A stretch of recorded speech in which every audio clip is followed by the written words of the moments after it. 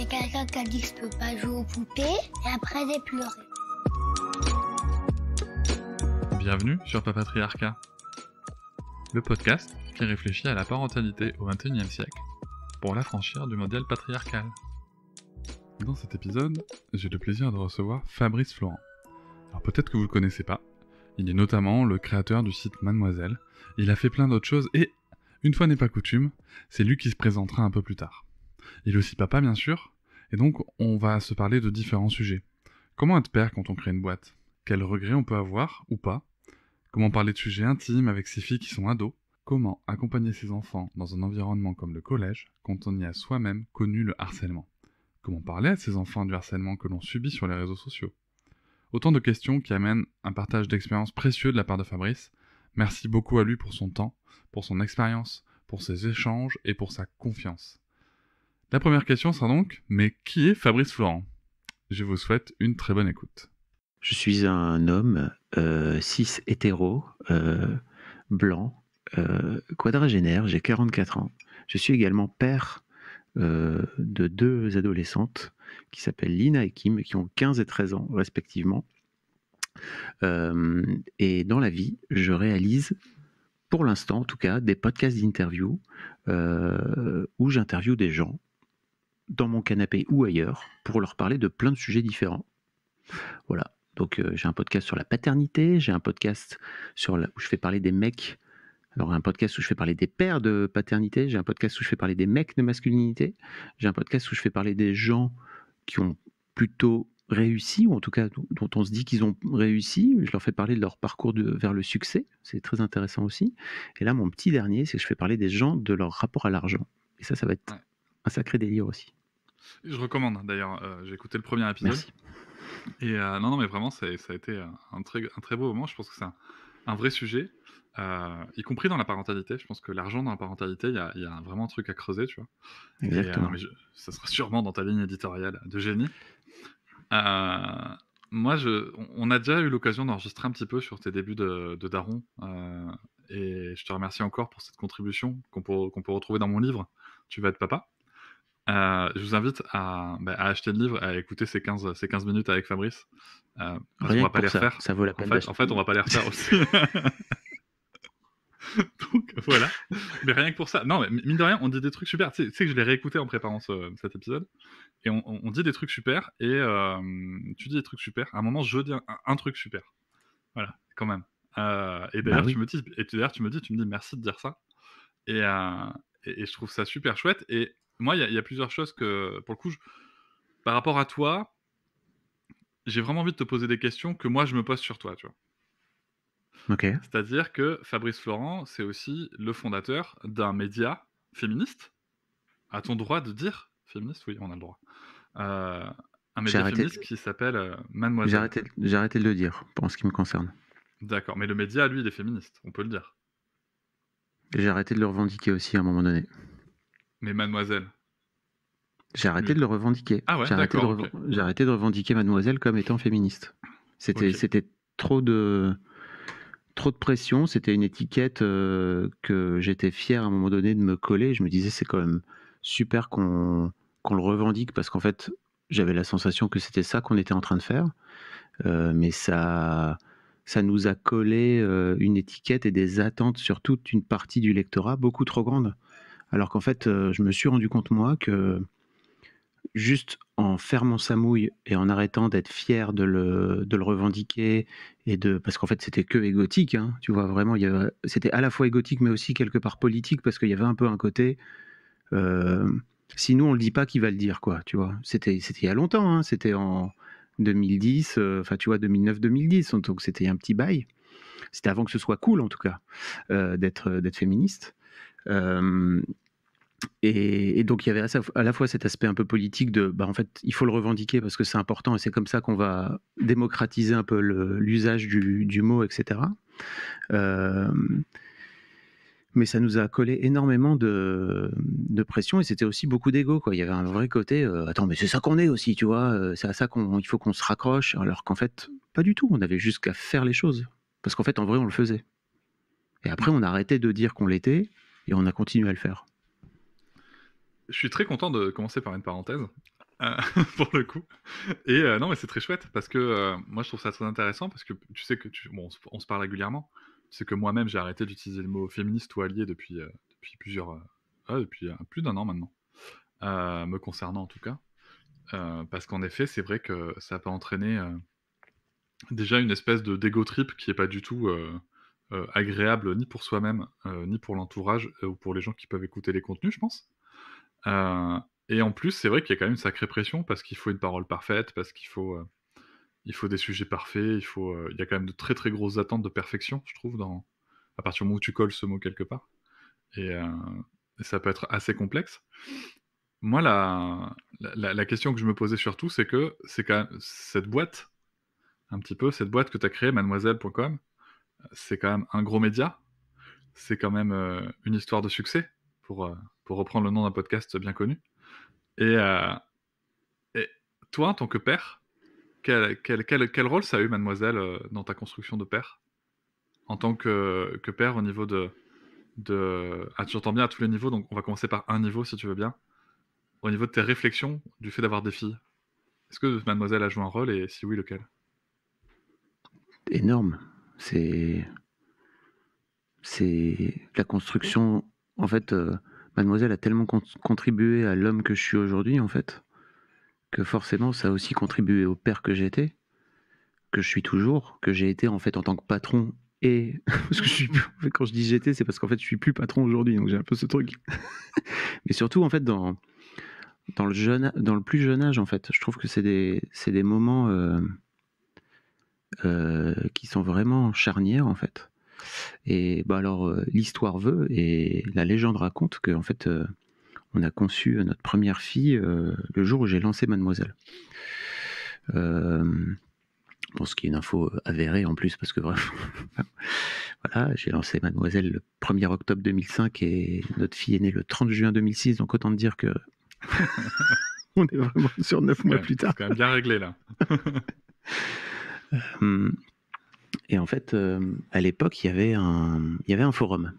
Enfin, Mademoiselle, il y a toujours eu un forum autour de Mademoiselle. Et moi, mon objectif, c'était de créer un forum parce que je voulais aussi qu'il y ait une forme de transmission entre les lectrices, tu vois, et les membres de la communauté. Et en fait, pendant la grossesse de mon ex-femme, parce qu'aujourd'hui on est séparés, le forum était en train de grossir, tu vois, petit à petit. Il était en train de naître et il était lui-même en train de grossir. Et donc il y avait de plus en plus de membres qui arrivaient. Et un jour, il s'est créé un sujet sur le rapport de ces lectrices, tu vois, de ces jeunes femmes qui avaient entre, on va dire, 15 et 25 ans, tu vois, à leur père. Et il y avait des dizaines de pages de discussion. Et en fait, je crois que j'ai pris ma première claque dans la figure, en fait, parce que donc à l'époque, on savait pas qu'on allait avoir une fille, on l'a su vraiment le jour de la naissance, on voulait pas savoir. Et je me souviens que j'avais eu ce sujet en long, en large et en travers, en fait, en me disant waouh, mais en fait, quoi qu'il arrive, il n'y a pas de rapport apaisé au père, en fait. Il n'y a pas de rapport sympa. C'était soit un peu le mec, il est là, mais il n'existe pas, tu vois. Soit, ok, en fait, mon mec, mon mec, justement, mon père est sur un piédestal, en fait, et j'arriverai jamais à trouver un mec suffisamment bien pour le détrôner, quoi, tu vois. Soit, mon père est un connard qui est incapable de me comprendre, et je me souviens qu'il y avait une anecdote où il y avait un père qui avait carrément enlevé la porte de la chambre de sa fille adolescente, quoi, tu vois, en disant, en fait, voilà. C'est chaud. C'est un peu chaud, quand même. C'est chaud. Et en fait, bah voilà, ça c'était la première impression. Et je me souviens très bien que, en fait, quand on a eu notre fille, l'un des tout premiers trucs que je suis allé faire, c'est aller chercher un livre sur le rapport des pères aux filles, parce que je sentais qu'il y avait un truc qui était compliqué. Et d'ailleurs, c'est marrant parce que, comme quoi, tu vois, la boucle est bouclée, c'est que j'avais acheté ce bouquin, qu'entre-temps j'ai perdu, et un jour j'en ai parlé dans un podcast sur Mademoiselle, à l'époque, et il y a une des lectrices qui me l'a retrouvé, en fait, et qui me l'a offert. Je l'ai encore là aujourd'hui, où en fait c'était un bouquin qui est plus trop édité, qui s'appelle Père d'aujourd'hui, fille de demain, Si tu veux, je te renverrai la fiche sur Amazon ou je sais pas quoi, mais ça a l'air d'être assez compliqué de le trouver. Et en fait, c'était assez fabuleux parce que c'était des entretiens entre père et fille, mais séparés. Donc si tu veux, Ah, tu super avais un intéressant. entretien avec le père, un entretien avec la fille, et puis après, tu avais à chaque fois un spécialiste qui débriefait l'entretien. Et, et en fait, ça m'avait vraiment mis en tête de, ok, en fait, quoi qu'il arrive, sans doute pour construire correctement, entre guillemets, ta fille, il va falloir merder d'une manière ou d'une autre. Il va falloir déconner, il va falloir aller au combat, il va falloir aller à la bagarre et tout. Et c'était assez intéressant en fait.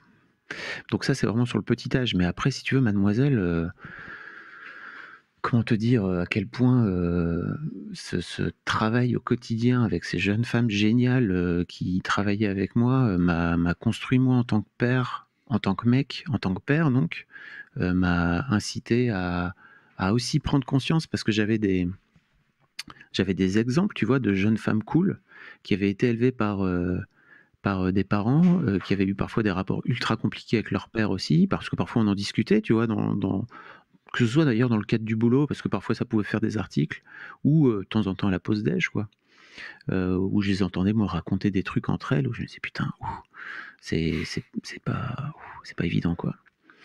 Euh, mais après, oui, globalement, tu vois, tout ce truc de, ok, comment tu fais pour faire en sorte de donner le plus de, par exemple, confiance possible à tes filles, quoi, tu vois, comment tu fais pour faire en sorte de leur offrir le meilleur euh, terrain de jeu possible en fait pour la vie, quoi, parce que je crois que de toute façon il y a que ça qui compte.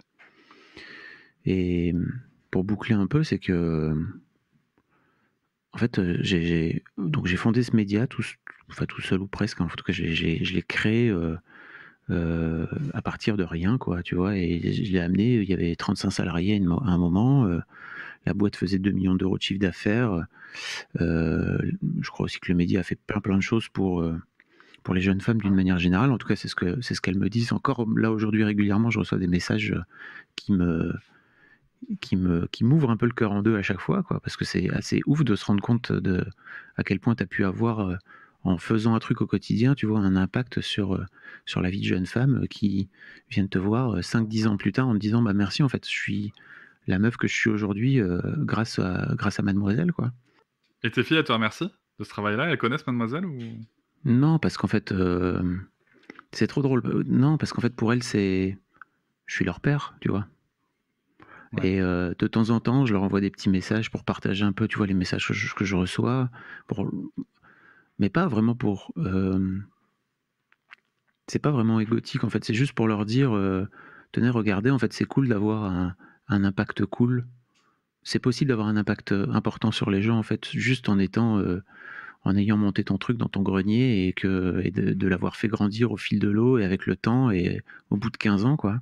Ouais, c'est pas toi qui leur envoie un message pour leur dire regarde, ton père est génial, quoi. Non, c'est pas vraiment mon truc. C'est plutôt regarder comme c'est possible, en fait. Tu vois, moi, je crois que j'ai manqué un peu de ça, de cet exemple, tu vois, en fait, tu peux par ton travail changer le quotidien des gens, en fait, tu vois. Ok. Et mais non, parce que c'était drôle, parce qu'une fois, on avait genre 10 heures de route à faire, je crois que c'était notre premier été où on était partis à tous les trois en vacances, en fait. Donc on avait 10 heures de route, et je m'étais dit, bah, si vous voulez, on peut demander à ma commu de faire une FAQ où elle vous pose des questions et vous répondez. Comme ça vous occupe un peu. Moi, pendant ce temps-là, je conduis, c'est cool. Et en fait, c'est drôle parce qu'il y a vraiment une meuf qui a dit, qu'est-ce que ça fait d'avoir un père qui est une star, tu vois. Et elles ont vraiment répondu, bah, c'était il y a 3-4 ans quand elles étaient encore petites. Elles ont répondu, bah nous c'est notre papa. Voilà. C'est con, hein. Nous, c'est Mm. notre papa. Mm. Il y a, par rapport à justement à ce projet quand même qui a été un projet énorme dans ta vie et dans ta vie d'adulte, dans ta vie de père et dans ta vie d'entrepreneur. Et je t'ai entendu dire il y a pas longtemps dans un podcast que tu étais dans un état d'esprit aussi, je cite, quoi qu'il arrive, le projet prévaut. Dans quelle mesure il a prévalu sur tes filles? Ah bah complètement. En tout cas dans Mais cette période. dans quelle mesure? Qu'est-ce que tu as raté? Qu'est-ce que tu te dis avoir raté du moins? Je réfléchis pas comme ça, tu vois. Ouais. Je regarde pas vers le passé parce que pour moi, sinon ça sert à rien, ça donne que des regrets. Mais merci de poser cette question parce que elle est vraiment, elle est importante, je crois, parce que bon là maintenant, donc ça fait 15 ans que je suis père. En 15 ans, tu as le temps de faire des choix qui t'allaient très bien à l'instant T et que tu peux éventuellement regretter 10-15 ans plus tard, quoi, tu vois. Moi, en 2000, donc j'ai fondé Mademoiselle en 2005. Ma première fille est née en 2006, ma deuxième est née en 2008. Et en fait, je crois déjà 2009, je sens que en fait, ça va être compliqué de faire tourner cette boîte depuis Lille, là où on vivait en fait avec les filles, avec leur mère, à l'époque ma femme. Et je sens qu'en fait, ça va être compliqué de faire tourner cette boîte et de la faire grandir, un média qui est d'envergure nationale, tu vois, depuis une ville qui n'est pas à Paris. Voilà. Parce que en fait, la France est un pays ultra centralisé, notamment sur les médias, où c'est très très compliqué. Je crois que tu peux faire grandir un business de e-commerce dans le nord de la France, tu vois, parce qu'il y a plein d'infrastructures, il y a plein de boîtes. Historiquement, c'est le centre de la VPC, etc., tu vois. Donc il y a des boîtes qui sont créées, mais les médias, c'est à Paris. La publicité, le monde de la publicité, il est à Paris. Le monde des agences de pub et des agences médias qui régissent le marché publicitaire, il est à Paris. Les tournées d'artistes, etc., de promotion, elles sont à Paris aussi. Donc, il faut être à Paris. Et en fait, ouais, c'est ça. Genre, 3-4 ans plus tard, je commence à me rendre compte qu'en fait, ça va être compliqué de faire grandir cette boîte en dehors de Paris. Mais moi, en fait, ma femme et ma famille, ils sont à Lille, quoi. Tout le monde est à Lille. Et donc, en plus, en attendant, moi, les premières années, vraiment, j'ai été relativement présent, si tu veux, tu vois, dans leur vie. J'allais les chercher chez la nounou. Je bossais encore à la maison à l'époque. J'allais les chercher chez la nounou. Je m'en occupais jusqu'à 19h, 19h30. À partir du moment où bah, leur mère rentrait, tu vois, et souvent on se donnait un peu le relais, et moi je continuais à terminer ma journée à partir de ce moment-là, quoi. Et en fait, je me souviens très bien que entre la prise de conscience et le moment où je l'ai fait, il s'est encore passé 3-4 ans, parce que c'était très très compliqué pour moi de me dire que j'allais rater. Je me souviens que le truc sur lequel je faisais à l'époque, c'était le câlin du soir et le bisou de bonne nuit et le petit moment qu'on passait tous les soirs à lire une histoire ou à se raconter des blagues ou tu vois, ou à partager ce moment-là qui était important pour moi. Mais en fait, j'étais malheureux, tu vois. J'avais beau faire ces moments de bisous de bonne nuit, etc. Je sentais que mon projet, il avait de l'envergure potentielle et que le fait de le laisser à Lille, bah, je le sacrifiais aussi quelque part, quoi, tu vois. Et donc, 2012-2013, je finis par aller voir ma femme à l'époque et lui dire, écoute, j'ai ce projet-là et en fait, ça me fait chier parce qu'en fait, je sais que si j'ouvre des bureaux là-bas, va falloir que j'aille passer du temps, sinon ça sert trop à rien, quoi. Et puis surtout, j'en ai envie, quoi. Et en fait, je me suis fait une réflexion à l'époque. Je me suis dit, ok, pars du principe que quand elles auront 13, 14, 15 ans, tu vois, elles soient adolescentes, et qu'en fait, bah, comme toutes les ados, elles vont te chier dans les bottes, parce que c'est comme ça que ça marche. Est-ce que tu seras capable, si tu n'ouvres pas tes bureaux à Paris et si tu sacrifies entre guillemets ton projet professionnel, parce que le projet aurait vécu, tu vois, mais il aurait vivoté, quoi, ça aurait été bof. Tu vois, je me disais, est-ce que tu seras capable de ne pas l'en vouloir et de pas te dire, ok, en fait, vous êtes horrible avec moi, et d'un autre côté, bah, je suis quand même resté à Lille, j'ai quand même sacrifié mon projet professionnel pour m'occuper de vous, quoi. Et je crois pas que j'aurais été capable de le faire. Et surtout, en fait, je savais que c'était pas en restant à Lille que je serais heureux, tu vois.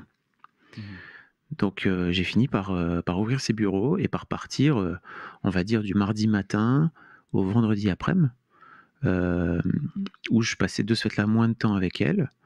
Heu, Au départ, je me souviens très bien que j'avais un peu ce truc de: «Non, mais on va se passer des coups de fil et ça sera sympa», mais elles en avaient rien à foutre, quoi, tu vois? Elles étaient toutes petites, le soir, elles étaient crevées. Parfois, on se passait des petits coups de fil, vidéo, mais en fait, elles étaient cuites, bref, donc en fait, j'ai assez rapidement laissé tomber l'idée de vouloir me raccrocher à une forme de quotidien et plutôt, en fait, à profiter, de ce que pouvait m'offrir, tu vois, la vie parisienne et le boulot à Paris et de me dire: «Bah, en fait, tu là maintenant, donc let's go. Fais exploser ton projet». Et bizarrement, le projet a explosé en l'espace de quelques mois, tu vois? On est passé de 3 personnes à 10 personnes. Après, je sais pas où est l'œuf, où est la poule, tu vois? À quel moment je me suis retrouvé à faire grossir le projet aussi parce que j'avais décidé de quitter la famille, en tout cas la semaine et tu vois, de m'y être mis, je sais pas. Mais en tout cas, la boîte a grossi, on est arrivé jusqu'à 35 salariés à la fin. Et tu vois, donc Kim qui est ma deuxième, qui a 13 ans aujourd'hui, m'a dit un truc l'été dernier qui m'a un peu piqué la gueule, mais en même temps, c'est comme ça.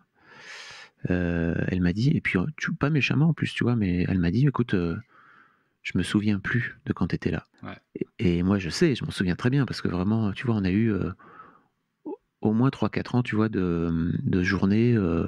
Tu vois, ta fille a 3 ans, donc tu vois bien le temps que tu peux y passer. Bon, en plus, toi, tu l'as à la maison, donc c'est encore un autre truc, mais Je où suis au vraiment, tu courant, vois, ouais. tous les soirs, j'allais la chercher. Et en fait, le samedi, en plus, ma femme bossait. Donc, si tu veux, je les avais tout le samedi. On allait faire les courses ensemble. On allait le goûter. On passait des moments marrants, etc., etc. Mais qui m'a dit, moi, je me souviens plus. Moi, ce que je retiens quand même de ce que tu dis, je trouve ça super intéressant comment dire? Déjà d'oser se dire, d'oser se projeter sur le fait que, ce que je vis aujourd'hui, c'est potentiellement les regrets que j'aurai ou pas demain, tu vois? Et je trouve ça très intéressant comme démarche. Je trouve ça aussi très très intéressant, si tu veux, de se dire, au-delà d'un père qui est présent, elles ont besoin d'un père qui va bien. Et ça, je pense que c'est quelque chose qui est important et je pense que ça marche d'ailleurs pour les 2 parents. Mais fatalement, quand j'écoute ton récit, il y a forcément une question que j'ai envie de te poser, c'est de me dire, ouais, est-ce qu'on n'est pas aussi dans le stéréotype du mec qui fait le choix et qui lui a l'option, voire le privilège de pouvoir partir de la famille pendant que, bah, c'est encore une fois la mère qui s'occupe des gosses, quoi? Bah, bien sûr, mais en fait, si tu veux, si ça avait été inversé, si la situation avait été inversée, j'aurais accepté avec, immense plaisir, en fait. Il s'avère que ma femme, à l'époque, elle l'a toujours d'ailleurs, a monté une boîte, ultra locale, tu vois? Elle a monté une agence immobilière, dans le Mmh. quartier en plus. Donc vraiment, il y avait un truc de quartier, quoi, tu vois? C'est Où, Desperate Housewives, quoi. bah, un peu, ouais. Mais Desperate Housewives, dans le business, quoi, tu vois? C'est-à-dire Ouais. que Kat, son business aussi, c'est de connaître tous les parents d'élèves, c'est de connaître, tout le tissu, des parents. Enfin, tu vois, c'est de s'impliquer aussi dans l'école, parce que et en plus, elle le fait pas pour des raisons de business, juste parce qu'en fait, c'est un truc qui lui plaît. Et en fait, elle a monté cette boîte locale-là aussi, ultra locale, parce que c'est un truc qu'elle adore faire, où elle est dans le milieu associatif, local. Elle est présidente de l'association, des commerçants du quartier. Enfin, tu vois? Elle est vraiment c'est son truc, quoi, tu vois? Et donc, forcément, en fait, cette, ce business qui en plus qu'elle avait créé à l'époque, je crois elle avait créé 1 an avant Mademoiselle, donc tu vois, ça faisait bientôt 10 ans. Elle était en train de récolter les fruits de ce «travail de terrain» entre guillemets, où, bah, elle finissait par revendre des maisons qu'elle avait vendues, 5-6 ans auparavant, tu vois? De façon un peu automatique. Donc, je lui ai jamais d'ailleurs demandé, tu vois, de venir vivre à Paris. C'est elle au départ qui quand elle venait passer régulièrement des week-ends, tu vois, où on prenait des week-ends ensemble sans les filles, ou parfois les filles venaient aussi. On passait des week-ends à Paris. Et en fait, je me souviens qu'au départ, elle regardait un peu les prix, tu vois, des apparts immobiliers, enfin des apparts parisiens et tout. Elle s'est rendue compte qu'on allait échanger notre maison de, je sais plus combien, elle faisait 100 mètres carrés à l'époque, tu vois, contre un appart de 50. Parce qu'elle était un peu aussi dans ce truc de, mais en fait, moi aussi, je peux faire le sacrifice de faire les allers-retours, tu vois. C'est un truc que je pourrais faire. Et moi, je lui disais, mais je crois vraiment qu'on va perdre en qualité de vie, hein, d'une manière ou d'une autre. Mais après, si c'était un projet qu'elle aurait voulu faire, let's go. Mais franchement, si ça avait été dans l'autre sens, euh, ça aurait été grand plaisir. Et en fait, je m'en serais voulu aujourd'hui de ne pas l'avoir fait. Et je crois d'ailleurs l'une des raisons pour lesquelles aussi j'ai mis à ce point-là autant de temps, c'est que j'avais un peu des remords, tu vois, par rapport à l'image du père parfait que je projetais, et en tout cas par rapport au père que je voulais être, tu vois. Le père que je voulais être, c'était un père présent, tu vois. Et en fait, je me suis rendu compte que le père présent, c'était super, tu vois, mais qu'en fait, ça allait me rendre malheureux, en tout cas par rapport à ce projet que j'avais et dont je sentais qu'il était plus grand que tout, encore une fois, qui prévalait, tu vois, sur tout le reste. Et en fait, je me rends compte aujourd'hui, tu vois, que j'ai vendu la boîte, ça fait 1 an et demi. Alors, la situation a changé parce qu'en fait, en plus, les joies de la quarantaine nous ont amenés à nous séparer avec son ex-femme. On s'entend encore. Avec son ex-femme, avec mon ex-femme, Ouais. on s'entend très bien en fait, tu vois, avec la mère des filles. On a passé 25 ans ensemble, tu vois, on s'est connus au lycée, donc on a vraiment fait en sorte de privilégier la relation. Et donc, quand j'ai eu éventuellement la possibilité, tu vois, de venir rentrer vivre à Lille, mais en fait, Lille, c'est plus ma vie. C'est plus ma ville depuis quelques années, parce qu'en fait, moi, mon tissu social, mon tissu professionnel, aujourd'hui, il est à Paris. Ouais. Et puis surtout, en fait, j'ai proposé aux filles, tu vois. Elles sont grandes aujourd'hui, hein. Donc l'été dernier, je leur ai proposé. J'ai mis un peu de temps, parce qu'en fait, j'avais J'étais peur prêt de à jour leur... un tour. Ouais, j'avais peur de leur réponse, en fait. Donc j'ai mis 2-3 mois, tu vois, à oser leur proposer. Et effectivement, elles ont fini par me dire, écoute, non, c'est bien, reste à Paris, comme ça, nous, on a un pied-à-terre, tu vois, on peut venir, on vient kiffer les vacances, ça sera super. Et en fait, on veut pas vraiment d'une garde alternée où tu serais dans la même ville. Et moi, globalement, comme j'ai plus vraiment d'amis, tu vois, à Lille, je me suis dit, bon, bah, si vraiment ça vous intéresse pas plus que ça, let's go, quoi. Donc, on recrée une relation, quoi, tu vois, à base de messages vocaux, à base de petites vidéos qu'on s'envoie. Enfin, c'est pas vraiment la même chose. Mais elles n'ont pas le même âge non plus, quoi. Tu vois. Ouais, exactement. Ça aide. Mm. Justement, en parlant de pas le même âge, t'es passé où tu passes, enfin, ou peut-être pas toi, tu vas me dire, mais moi, en tant que père d'une petite fille de 3 ans, il y a des sujets, si tu veux, sur lesquels je me dis, ça va être chaud, tu vois. Genre les règles, genre la sexualité. Comment ça s'est passé pour vous? Ou en tout cas pour toi, parce que je veux pas non plus dévoiler l'intimité de tes filles, hein, c'est certainement Mm. pas. Mais en tout cas, pour toi en tant que père, si ces étapes-là, c'est toi qui les as menées ou vécues, enfin tu les as vécues forcément en partie, mais Ouais. comment ça s'est passé? Merci mademoiselle. Ouais, Parce qu'en fait, mademoiselle a énormément contribué à me détendre sur le sujet, en fait, tu vois. Après, j'ai beaucoup observé les pères plus vieux autour de moi, et j'étais fasciné de voir à quel point ils faisaient une énorme différence entre la sexualité de leur fils et la sexualité de leur fille, tu vois. c'est-à-dire? Bah, j'ai un très bon ami qui m'a dit un jour, ah ouais, mon fiston, je sais pas, il avait quel âge, je sais pas, peut-être 17-18 ans, tu vois, à l'époque. Ouais, il a une meuf, putain, j'espère qu'il se fait bien sucer, machin. Enfin, tu vois, c'était un peu graveleux comme ça, tu vois. J'étais là, yes. Je t'ai jamais Ouais, entendu dire de ta fille, qui avait quelques années de plus, ah putain, ma fille, elle a un mec, putain, j'espère qu'elle se fait bien lécher la chatte. Le mec, il est monté au plafond.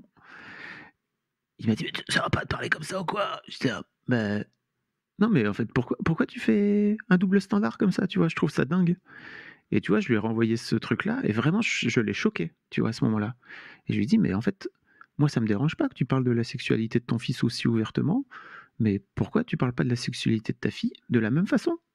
T'imagines les conneries que tu lui as plaquées dessus, en fait? Et même pas méchamment, mais juste en pensant comme ça, de base. Tu mets une distance que je comprends, hein, c'est important de la mettre, hein, tu vois, entre père et fille. Mais tu vois, moi, en fait, j'ai jamais eu de problème à parler avec mes filles, tu vois, de sexualité, et puis d'écouter aussi, tu vois. Il y a, dans un épisode d'Histoire de Daron, il y a Martin Winkler qui racontait qu'il avait posé une boîte de capote dans la salle de bain, tu vois. très ouverte. Enfin, il y avait une boîte avec plein de capotes. Et en fait, je trouve que c'est une super idée, tu vois, alors je sais pas si mon ex l'a fait. J'irai vérifier après, mais parce qu'en fait, ça fait partie des sujets dont on a parlé cet été, tu vois. Je lui ai dit, écoute, notre fille, elle a un copain, je crois qu'il va être temps de passer à cette fameuse boîte de capotes. Et en fait, c'est marrant parce que j'en ai parlé à des amis, et il y a eu tout de suite ce truc de ouais, mais c'est pour compter le nombre de capotes, c'est ça? C'est pour surveiller. J'étais là, mais vous êtes tarés, hein, vraiment. Ah non. Et ouais, non, ouais, c'est chaud. J'aurais même pas pensé. Comme ça, tu vois. Moi, je voyais plus ça comme une ouverture à c'est là. Enfin, plutôt, tu vois, un message déjà, un message de santé, c'est-à-dire protège-toi, très clairement. Et aussi de dire, voilà, la boîte de capote, elle est visible parce qu'on est accessible, tu vois. Exactement. Et donc, non, en fait, sur les règles et tout, c'est pareil, c'est des sujets dont on parle hyper ouvertement, mais parce qu'en fait, moi, j'ai jamais montré de gêne. Et parce qu'en fait, encore une fois, je crois que Mademoiselle m'a beaucoup montré que c'était pas très grave, quoi, tu vois. Par exemple, chez Mad, elles avaient monté un truc fou à une période, c'est qu'en fait, elles avaient récupéré des serre-têtes avec des oreilles de lapin, tu vois, avec des ressorts, là, tu vois. Et je vois. en fait, les meufs en avaient récupéré 4-5.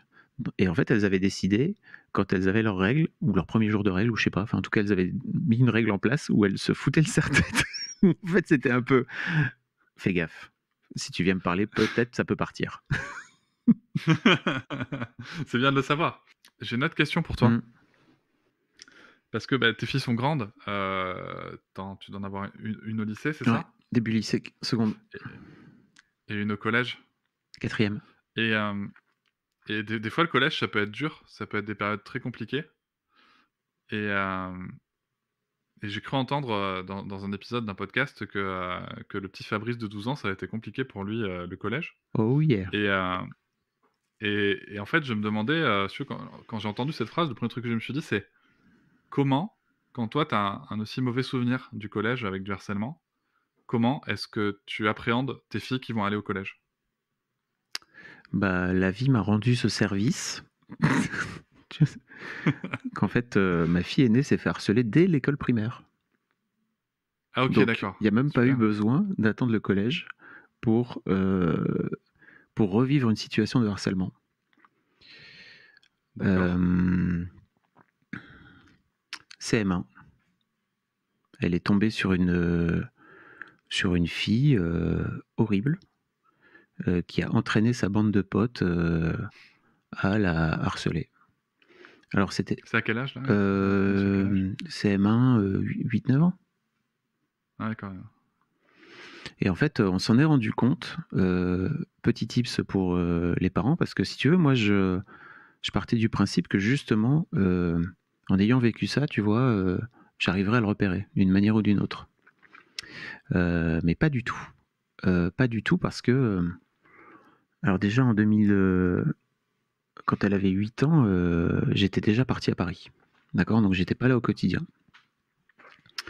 Et en fait, on l'a repéré parce que... donc Lina voulait pas retourner à l'école après les vacances de Noël. D'accord. Et elle pleurait de ouf la veille de la rentrée, tu vois. Et il y avait un truc pas normal en fait, c'est que jusque-là, elle avait toujours adoré l'école et que l'école ça allait toujours bien et qu'en fait, elle était toujours trop contente de rentrer à l'école et tout.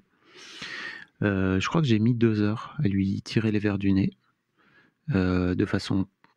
Bon, quand je dis tirer les verres du nez, c'est pas aussi violent que ça, mais tu vois, vraiment à l'amener, à venir parler, à venir raconter, etc. Elle voulait pas du tout.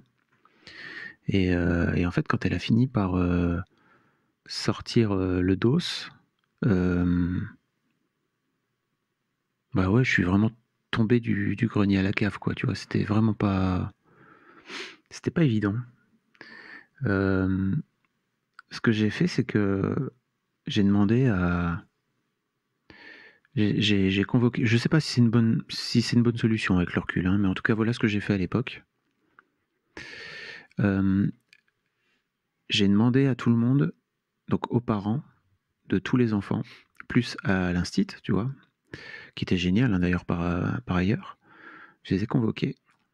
Et en fait, j'ai parlé aux mômes je suis allé voir les filles. Et je leur ai demandé, en fait, je leur ai dit, en fait, la prochaine fois que vous voulez faire du mal à Lina, je préférais que vous la tapiez. Que vous lui mettiez des coups de poing dans la figure, en fait. Et donc les parents étaient choqués, les enfants étaient choqués. Et je leur ai dit, mais parce qu'en fait, là, ça fait des mois que vous êtes en train de faire du mal à Lina, et qu'en fait, on le voit pas. Parce qu'en fait, ça crée pas de coups, ça crée pas de blessures. Et moi, ça fait des mois que j'ai l'impression que Lina va bien, et qu'en fait, ça va pas du tout. Et les parents ont tout de suite fait, oh, mais tu peux pas dire ça, hein. J'ai fait, si, parce qu'en fait, vos mômes, là, alors je sais elles le font pas exprès, hein, tu vois, mais elles sont en train de... C'est comme si elles la cognaient, quoi, tu vois. Donc en fait, on a fini après par leur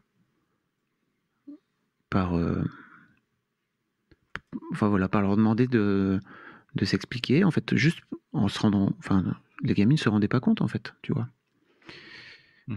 Puis il y avait un effet d'entraînement, il y avait une leaduse dont la mère n'était pas là, bien sûr. Et les 3 autres enfants, les 3 autres copines dont les parents étaient là. Et en fait, le truc s'est un peu calmé parce qu'en fait, la leaduse s'est retrouvée un peu toute seule. Et ça a atténué un peu le truc. Et puis après, ça a été l'occasion d'aller voir une psy pour la première fois. À 9 ans. Ouais, c'est ça, 8-9 ans. Ouais. Bon, voilà. Mais ouais, c'est... Puis ça s'est reproduit au collège. Donc, parce qu'en fait, c'est pas parce que tu réussis à esquiver une balle en CM1, tu vois, que ça se reproduit pas plus tard.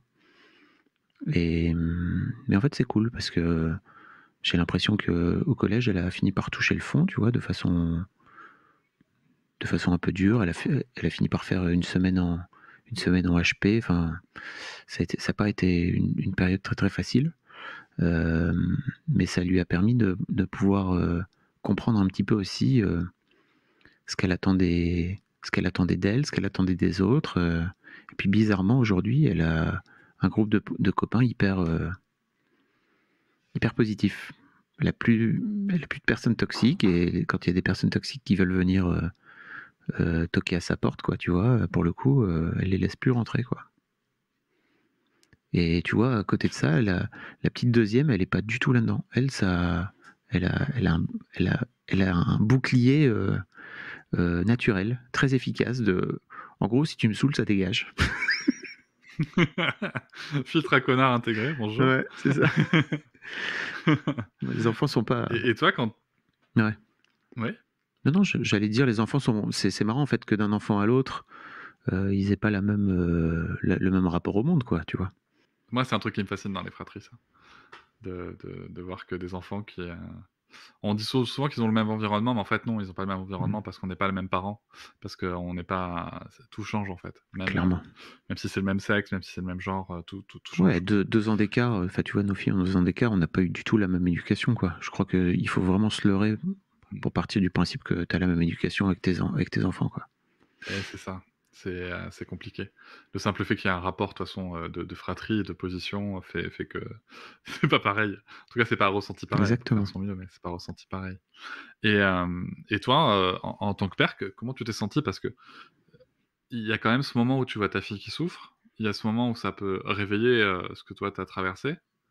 Comment tu fais, où tu la trouves cette force d'agir, d'agir, après à tort ou à raison par rapport aux dispositions que tu as prises, on s'en fout, mais en tout cas, c'était pas, tu vois, c'était pas, tu pas tombé dans le stéréotype du père qui pète un câble et qui veut frapper tout le monde. Où tu la trouves cette force d'agir comme ça avec une certaine réflexion, sérénité? Est-ce qu'à l'intérieur, il y a pas un truc qui te dit: «Putain, mais elle est tous vous fait enculer, quoi»? Non, parce qu'en fait, je crois qu'après le collège, où je me suis fait harceler par ma bande de potes en plus, donc autant te dire que on tient du lourd aussi, quoi. J'ai eu la chance de rentrer au lycée, donc déjà j'ai pris 15 centimètres, et bizarrement, on te fait beaucoup moins chier quand t'es un poil plus grand, quoi, tu vois. Bon, ça c'est... Je confirme. Hem et en fait, j'ai eu la chance de tomber sur un mec parce que je suis rentré dans une classe au lycée où je connaissais personne. Donc j'avais plus personne de mon collège, donc c'était vraiment table rase. Tu redémarres de zéro. Enfin, je trouve que c'est vraiment une configuration déstabilisante certes, mais vraiment géniale. Et je suis tombé sur un gars que j'ai commencé à moi-même bolosser pendant, peut-être une semaine ou 15 jours, tu vois? Et en fait, j'ai eu cette chance dingue de tomber sur lui parce qu'il m'a vraiment dit, à un moment donné, il m'a dit: «Mais en fait, ça me blesse quand tu me dis ça. Heu, c'est pas cool. Tu l'air trop sympa, mais je comprends pas pourquoi tu fais ça avec moi, quoi». Et vraiment, tu sais, j'ai eu ce moment de flash de recul de OK. Donc en fait, C'est moi. je suis en train de refaire subir Je suis laid.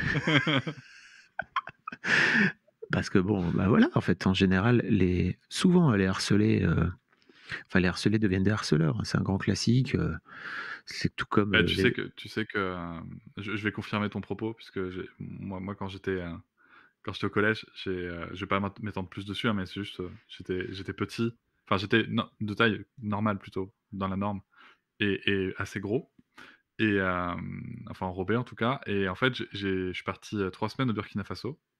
J'ai bu de l'eau et et en fait et true story, hein, je suis revenu, j'avais perdu 15 kilos et en même temps, en 3 semaines, j'avais pris 8 centimètres. Alors outre le fait que mes parents m'aient pas reconnu, bizarrement à la fin, au retour, j'étais plus du tout perçu de la même manière, on m'a plus jamais harcelé. Par contre, en effet, j'ai eu harcelé pendant, ouais, 3-4 mois, une meuf en mmh. l'occurrence et c'est vrai que, je sais pas dans quelle mesure, c'est une vengeance. Je sais pas dans quelle mesure c'est peut-être l'expression, de détecter chez l'autre parce que tu vois, c'est une meuf qui était très forte, Ah. mentalement parlant, tu vois? Et en fait, je sais pas si dans une certaine mesure, tu vois, c'est pas de détecter, qu'elle était aussi hors de la norme et qu'elle, on la faisait pas chier, quoi. Tu vois? C'était pas spécialement personnel, mais juste de dire, «Pourquoi est-ce que tu es dans le même cas que moi et que toi, on t'emmerde pas?» Mmh. tu vois? Et voilà, bon, fin de ma parenthèse. Mais en effet, c'est quelque chose de d'assez classique comme parcours, Ouais. comme réaction En fait, quand tu pars du principe que l'amitié, c'est ça, forcément, tu vois, aussi, ouais. l'amitié, c'est ça. Ça reste un lien d'attachement, hein. Mmh. Ouais, donc voilà, en fait, tu vois, je crois que ce truc-là aussi m'a fait prendre conscience que, bah, tu pouvais changer de chaise, en fait, assez facilement. Tu pouvais passer de harceleur à harcelé ou harcelé à harceleur. Hem Et que, dans la vie, tout est pas, forcément, il y a des gentils d'un côté et des méchants de l'autre, quoi, tu vois? Il y a plein de nuances de gris et en fait, je trouvais ça cool de montrer aux filles enfin aux gamines et aux parents aussi, tu vois? Que les mots pouvaient blesser, les mots pouvaient faire du mal, quoi. Et en fait, c'est un sujet dont encore une fois, mademoiselle revient au centre de la discussion, n'est-ce pas? Mais on a énormément, traité le harcèlement scolaire. Alors, avec le recul, je me rends compte que c'était un sujet sur lequel j'étais à fond, quoi. Et puis surtout, c'était un tabou. Donc, tous les tabous chez mademoiselle, on les a pris, on leur a mis des petits clés de bras, quoi, tu vois? Et pour moi, surtout, il y avait un vrai gros tabou à l'époque, en tout cas sur le harcèlement scolaire. On n'en parlait pas du tout. Enfin, tu vois, je te parle de ça, 2010, 2009, 2010, 2011, quoi, tu vois? Et on a fait parler plein d'enfants, harcelés, d'anciens harcelés et aussi on a donné la tribune à des harceleurs ou des harceleuses. C'était hyper intéressant, en D'accord. fait. Ça nous a valu plein d'inimitiés, notamment parmi les victimes de harcèlement, ce que je peux comprendre. Mais en fait, je trouvais ça, moi, très important de chercher à comprendre aussi ce qui faisait que tu finissais par devenir un harceleur, quoi, tu vois? C'est pas c'est Mais il y a pas des mécanismes derrière, hein. Ouais, bien sûr. Je pense qu'il faut pas faire de généralité, il peut y avoir plein de raisons, mais la violence, se ferait toujours un chemin qui se ressemble un petit peu, je trouve. Mmh. À différents endroits, mais un chemin qui se ressemble. Justement, en parlant de harcèlement, en 2016, tu as connu, une vague de diffamation et de harcèlement sur les réseaux sociaux et je précise pour celles et ceux qui nous écoutent que j'ai bien pesé mes mots, merci.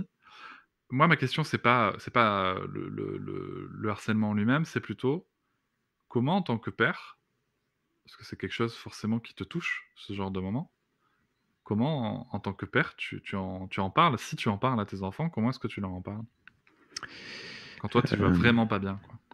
c'est un moment, ce fut un moment compliqué. Alors, ce fut un moment compliqué par plein d'aspects, mais la, mais disons que la casquette de père à ce moment-là et la casquette de parent, parce qu'en fait, ma femme à l'époque est elle aussi concernée, si tu veux, parce qu'elle est elle aussi complètement désemparée par rapport à ce truc-là. Elle sait pas comment faire, elle sait pas comment gérer. Je te parle pas de, je te parle pas de des accusations, etc. Elle a toujours été à 1000% derrière moi. Elle a même jamais posé la moindre question de est-ce que tu as vraiment fait des trucs, quoi, tu vois. Jamais. Mmh. Mais en tant que parent, c'était un vrai truc. Et tu vois, en fait, quand tu subis ce genre de truc, moi, je deviens parano, c'est-à-dire que je finis par partir du principe que tôt ou tard, mes filles vont rencontrer des gens dans leur cour de récré qui vont leur expliquer que leur père est un sale pervers, est un sale con, quoi, tu vois.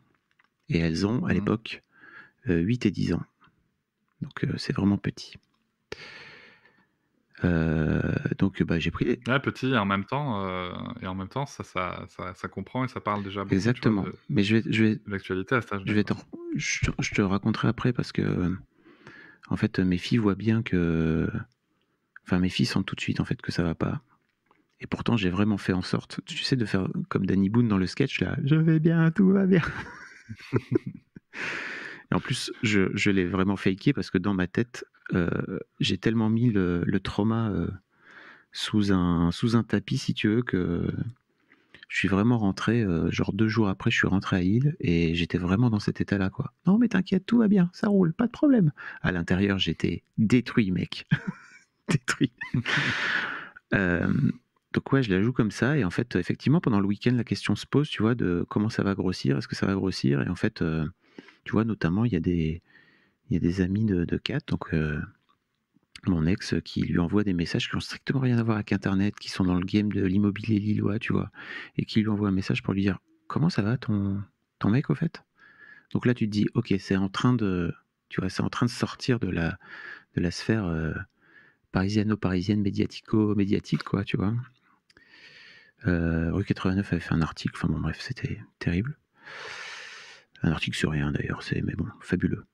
Avec le recul, quelle joie. Et donc, bah ouais, je suis allé voir mes filles, en fait, à table, en leur disant, écoutez, sans en faire non plus, tu vois, un événement, c'était à table, c'était pas, on les a pas mis, papa a besoin de vous parler, etc. Juste pour les filles, pour info, les filles, il y a ça qui se passe, quoi. Et ok, bah, elles étaient au courant, tu vois. Elles nous en ont jamais trop reparlé.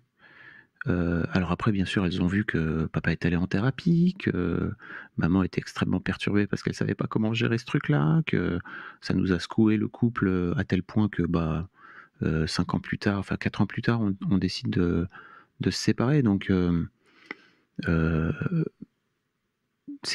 et quand je te dis ça, c'est des bonnes choses, hein. C'est-à-dire que ce divorce, pour moi, est une bonne nouvelle. Je me permets de citer Louis C.K. Je sais que c'est toujours compliqué de citer Louis C.K., mais ce mec a quand même des réflexions extrêmement géniales où il dit un divorce n'est jamais une mauvaise chose, en fait, parce que vraiment 0% des mariages heureux terminent en divorce. Donc, effectivement, c'était une bonne nouvelle pour nous deux. Je crois que c'était une bonne nouvelle aussi pour les filles, même si ça a été un peu compliqué à avaler on va dire, les 2 premières années. Ça va un peu mieux maintenant. Mais en fait, donc Lina qui a 15 ans aujourd'hui, qui a notamment des potes qui sont à fond sur Twitter, tu vois. Elle a un pote qui adore Twitter et qui lui a dit mais moi j'adore Twitter, je découvre plein de choses dessus et tout. Et Lina vient me voir un soir en me disant écoute, j'ai mon pote là, il m'a dit que Twitter c'était génial, euh, mais moi je crois pas. Et en fait, je sais pas pourquoi. Je lui ai juste dit écoute, mon père il a eu des histoires avec Twitter. Et je crois que c'est de la merde, mais je sais pas pourquoi. Et je sais pas exactement ce qui s'est passé. Donc c'était tu vois, c'était il y a 5 ans, elle a 15 ans aujourd'hui, elle avait 10 ans à l'époque. Ça a un peu changé. Eh mais ouais. Et en fait, on a eu cette discussion-là il y a un mois, tu vois, ok, qu'est-ce qui s'est passé exactement? Donc là, je lui ai raconté tout dans les détails. Parce qu'en fait, aujourd'hui, c'est une petite adulte, donc elle peut comprendre. Donc Bien sûr. on a pleuré ensemble, elle a pleuré dans mes bras, j'ai pleuré avec elle, enfin, c'était ultra cool. Et puis peut-être qu'un jour Kim viendra me voir aussi, tu vois, pour me demander de son côté, et que je lui réexpliquerai exactement de la même façon, quoi. Et ça fait partie de mon histoire, et ça fait partie de l'histoire de la famille, et ça fait partie de notre histoire. Et en fait,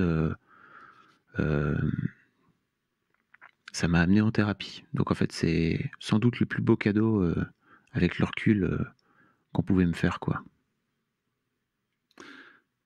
En tout cas, moi, ce que je retiens, c'est quand je t'entends parler de ces différents moments, que ce soit la création de ta boîte, que ce soit ça, ce que je retiens, c'est beaucoup de réflexion sur ce qui est bon pour moi et bon pour ma famille aussi, tu vois?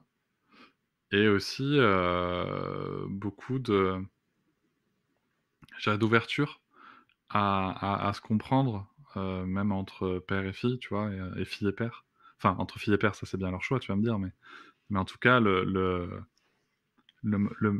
l'exemple est là sur le sujet, tu vois? Et